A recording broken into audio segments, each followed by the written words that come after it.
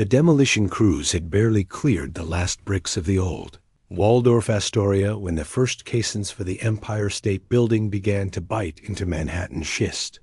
From that moment in March 1930 until the spire's mooring mast pierced the clouds 14 months later, the project became a living stopwatch, a spectacle of speed the world had never seen, a race against the calendar. General contractor Sterrett. Brother St. Ekin set a deadline so audacious, the newspapers called it lunacy. 102 stories raised, enclosed, and ready for tenants in only 410 days 1 year and 45 sunrises beyond that. The construction schedule read like a sprinter's training log. Foundations completed in 6 weeks. Steel up 4.5 stories every 7-day stretch. Exterior masonry never more than 8 floors behind the iron. On the leaner tower, shaft above the 80th floor, crews occasionally checked off an entire story between the first coffee whistle and quitting time horns. New Yorkers who walked past the site in the morning often found another floor floating overhead by evening, as if the building had grown in the humid air, while no one was looking to keep the momentum unbroken.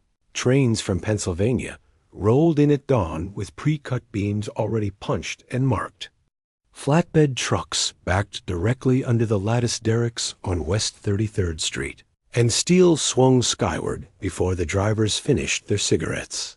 The foreman spoke of vertical assembly line production, a phrase borrowed from automobile. Plants and shot straight into the clouds. The men, and one bird's-eye nation. Speed was only half the story. The human river pouring through the gates each morning provided the other half. At peak output, some 3,400 laborers swarmed the frame, a babel of languages. Sicilian dialects mingled with Kerry brogues. Yiddish jokes with Slovak lullabies hummed over box lunches. Many carried Ellis Island tags still sewn to their overcoats. The Depression left factory lines idle, but the Empire State offered steady pay $4 a day for laborers, as much as $15 for skilled IRONWORKERS. Among the most celebrated. Crews were Mohawiran workers from the Kanawha, Ke, and Aquasan, reserves in Quebec and upstate New York. Manhattan tabloids had already mythologized their calm at altitude. Photographs captured them striding along 8-inch I-beam flanges with the casual gait of men on a village footpath. Decades of bridge work had indeed honed their balance, but the Mohawks also shared an ethic. They called it unwind, facing fear without complaint. On wind-bitten December mornings, when gusts howled up Fifth Avenue and lifted hot rivets into erratic arcs, the Mohawk foreman still walked the lacework of steel in soft-soled moccasins, joking that the skyscraper was merely a tall forest. Irish-American rivet gangs, meanwhile, pumped the structure together in a drumbeat rhythm. Each 4-man unit could drive up to 2,500 rivets a shift. The heater plucked them sunset red from a charcoal forge, pitched them through the air. The catcher snatched the glowing pin with tongs and slotted it home. The gunner's pneumatic hammer rattled like a frantic typewriter, and the bucker-up braced the tail end till the metal mushroomed. Every clang echoed between the columns, bouncing down to the sidewalk where spectators craned necks and counted. Floors as though ticking off innings at a ball game. The ledger of loss. Given the era's bare-bones safety measures, no hardits, number, modern harnesses, and guardrails only on the lowest staging, the fatality ledger could have run grimly long. Yet official tallies list just 5 deaths from start to finish. One man slipped on ice and fell 2 stories. Another was struck by a hoist cable. 3 more met equally sudden ends. Foreman John Reisenberger liked to say speed itself became their safety net. The faster a beam was bolted home, the sooner the crew could scurry from its path and start the next task. Skeptics argued that vigilant inspectors simply misfiled accidents to keep numbers pretty, but surviving pay stubs and medical ledgers backed the figure. For a building that rose faster, higher, and busier than any before it, 5 funerals felt like both tragedy and miracle. Much credit went to the site's almost militaristic choreography. Walking any floor, one saw order painted on chaos. Yellow. Chalk marks on the deck told teams precisely where to stand while the derrick swung overhead. Whistle codes dictated when to halt, duck, or pull slack.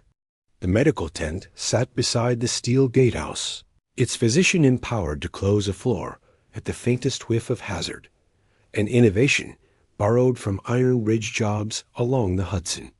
Workers also battled fatigue less than in earlier boom era projects, thanks to free hot meals served at 3-hour intervals. Oatmeal and eggs at dawn, stew at midday, corned beef sandwiches and coffee at twilight. A fed man, the contractors believed, is a sure-footed man. A city in motion. By late January 1931, the frame pierced 1,050 feet, surpassing the Chrysler Building and claiming the title of world's tallest. Sightseers gathered nightly on 34th Street, clutching newspapers that printed updated height charts like horse race standings. Children tugged parents' sleeves, begging to stay until the arc lights flicked on and the tower glowed silver against. Smog-pink skies. Inside the drafting loft, engineers verified wind load calculations on adding machines, and architects redlined limestone panel drawings. But out on the beams, the men simply counted rivets, counted shifts, counted days. One veteran, Luigi Santangelo, kept a tally in chalk on a column flange. Every morning he wrote the remaining floors in big block numbers. On April 11th, he sketched a final 0, stepped back, and watched former Governor Al Smith fire a ceremonial. Golden rivet to crown the structure.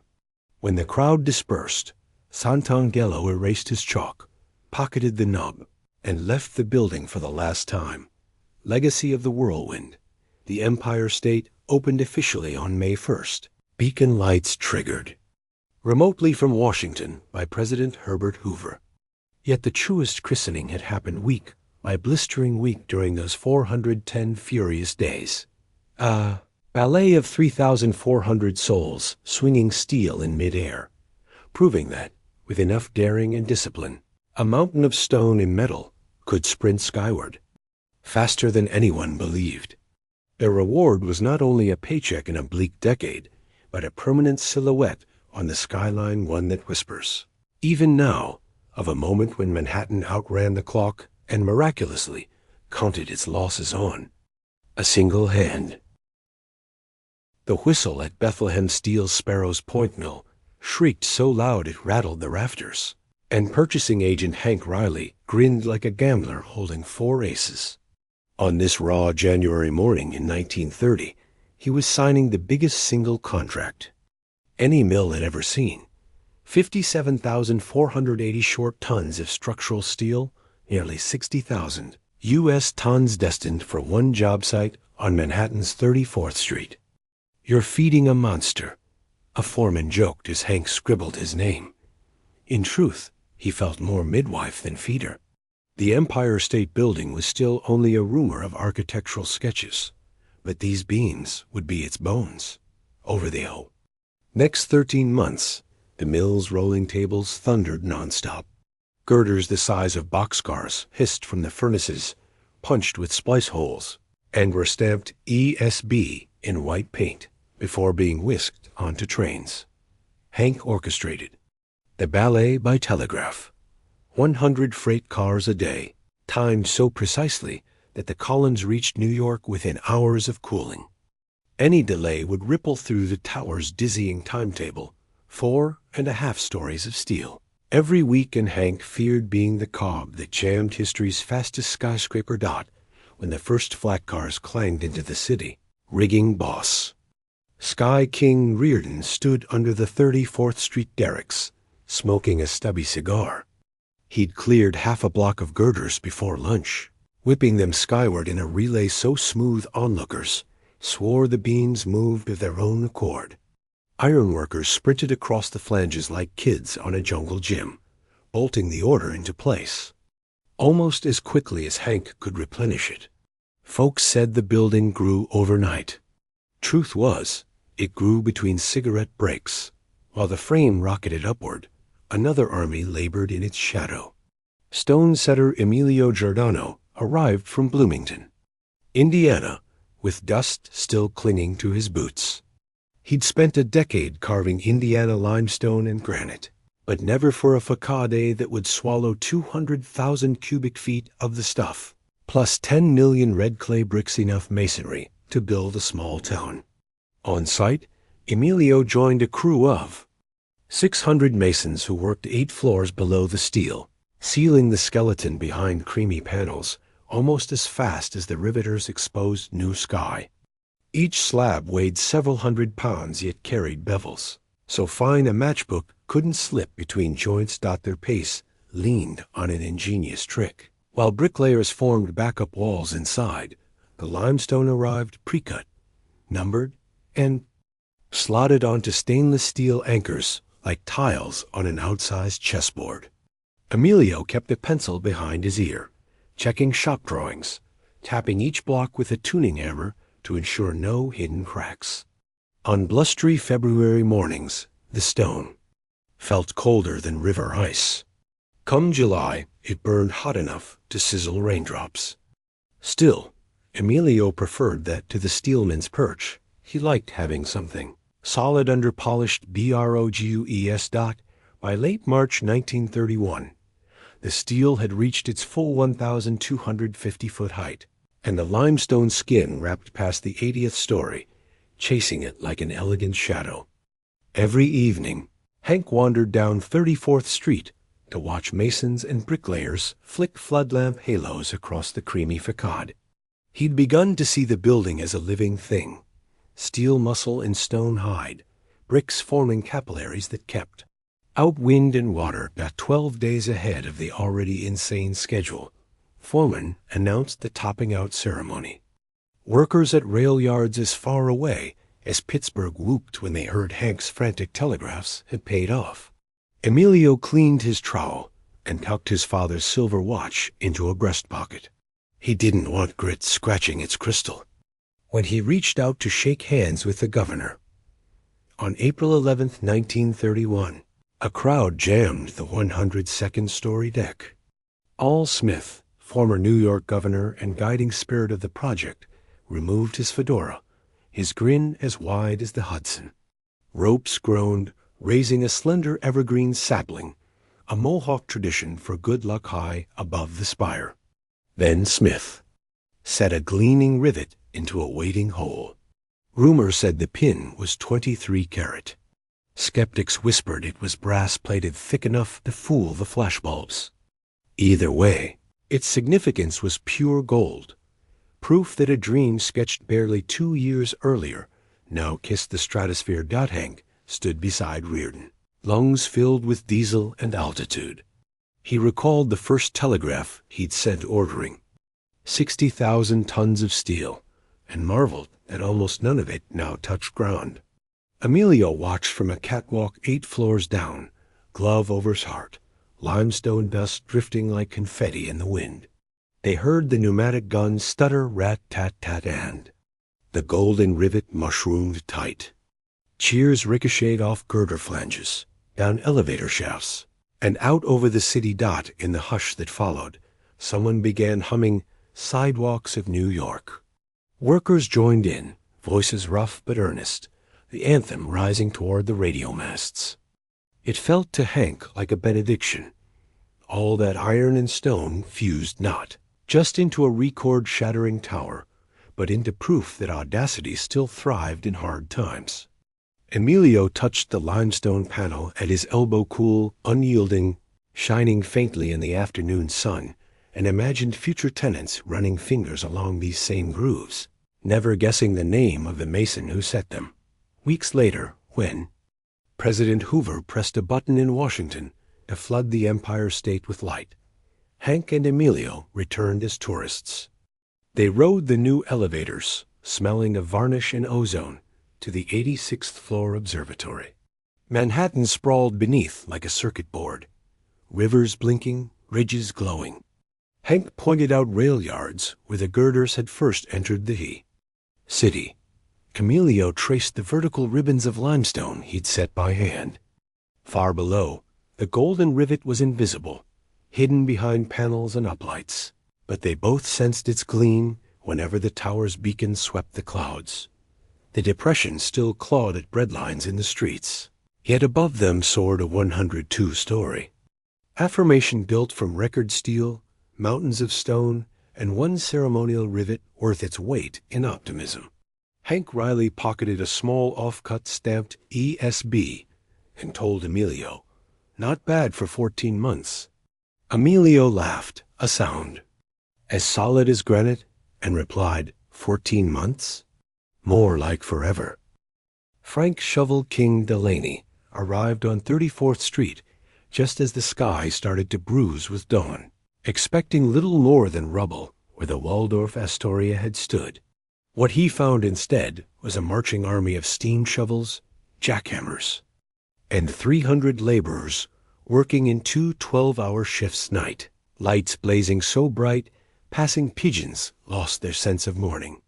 The demolition crew had wrapped only 10 days earlier, yet already the new Empire State Building's excavation was attacking Manhattan's schist like a gold strike.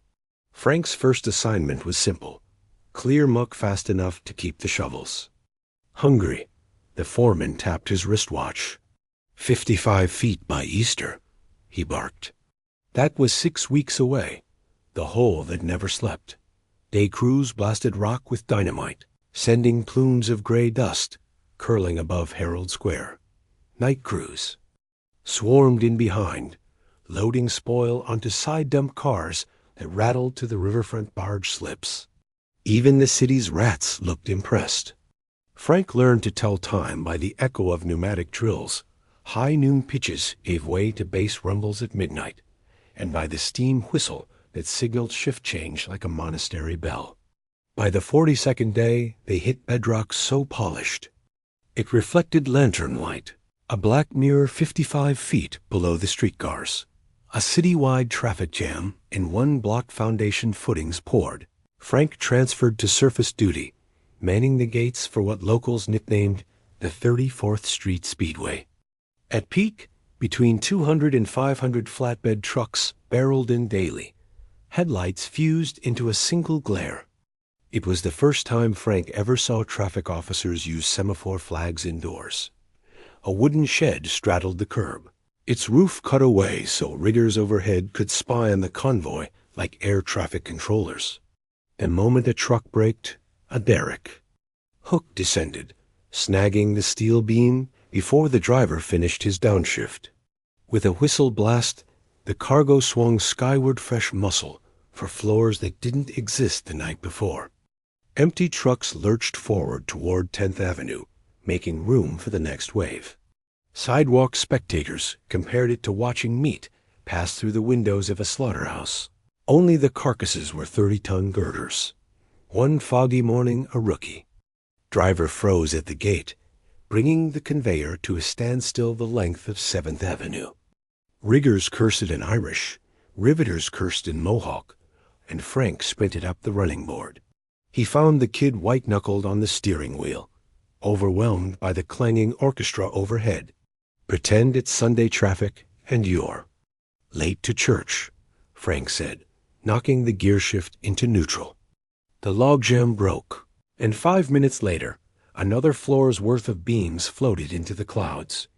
Masons in sprint shoes as steel raced skyward, an entirely different contest unfolded 6 stories below the rivet guns. Emilio Blocks Rousseau, a third-generation stone setter, supervised a curtain wall system that married Indiana limestone to aluminum frames like puzzle pieces. The design was so stripped down it could be bolted, not mortared, which kept the facade chasing the frame, instead of trailing it.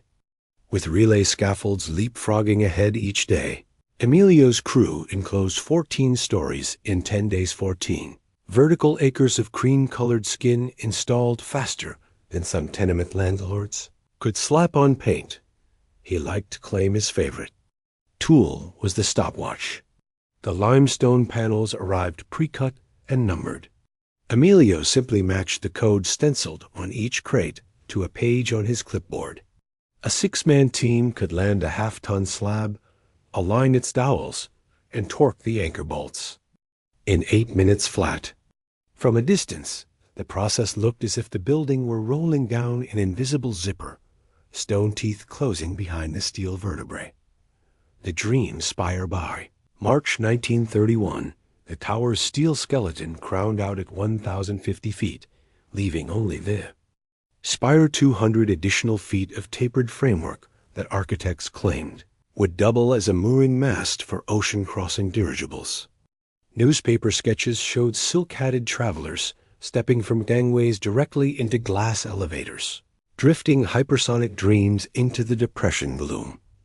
Tom O'Shea, the ironworker responsible for climbing the spire's internal ladder, called the idea a nice bedtime story. Even so, he drove every bolt as if the Graf Zeppelin were hovering impatiently just out of sight.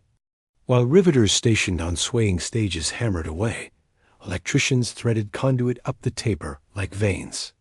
Tom kept a wool scarf tied across his mouth. The wind up there hit 60 miles per hour on calm days, screaming through the lattice. Like train whistles. On a hazy August afternoon, the promise was tested. A small Goodyear blimp crept in from Lakehurst, waddling through crosswinds until it hovered at the spike's pinnacle. Ground lines dangled, whipped sideways, and slapped the limestone. For exactly 90 seconds, the airship's nose ring pissed. A steel cleat in a rogue gust swung its tail like a weather vane. Crewmen slashed the lines. Ballast bags burst over Madison Avenue, and the blimp wobbled into retreat. The city's collective inhale became an embarrassed cough. The spire would never again beckon a Zeppelin. It would, however, anchor radio antennas that carried swing, music to kitchen radios through the 1930s, finishing at full throttle back on 34th Street. Frank watched Emilio's masons seal the final limestone panel, a modest rectangle scarcely wider than a doorway, just as Tom's crew descended from the spire. Somewhere inside, elevator mechanics prepped aluminum-clad cars that could rocket tourists from lobby to observatory in under a minute. The project clock still ticked, but now it sounded less like a pistol shot and more like the satisfied click of a stopwatch being stopped. When the May 1st opening ceremony arrived, Frank stood near the old traffic shed, now slated for demolition, itself, and tried to count how many trucks he'd waved through. Emilio patted a limestone column as if it were a racehorse's neck. Tom tipped a flask toward the unused mooring cleat. Inside the lobby, volunteers handed out pamphlets trumpeting the building's round-the-clock foundation, 90-second dirigible docking, and fastest curtain wall on Earth. Visitors gawked, unaware that 2 of those marvels were already obsolete and one had never truly been real. No matter. The Empire State's greatness lay not in an airship fantasy, but in a relentless choreography of men, machines, and stone moving at impossible speed. That night, the floodlights ignited, painting the spire in molten silver. Frank saw the beam that he'd flagged into position 14 months earlier and felt a jolt of pride, a personal rivet hammered into the city's heart. The building no longer sprinted. It simply stood, taller than anything else on the planet. A testament to a whole that never slept, traffic that never stopped, and a dream that briefly tried to tether the sky.